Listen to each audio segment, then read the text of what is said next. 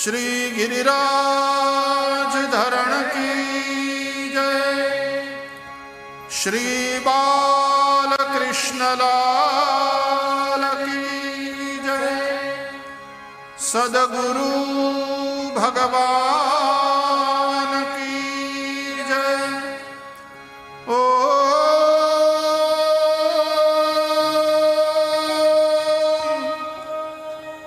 नमः पार्वती पतये।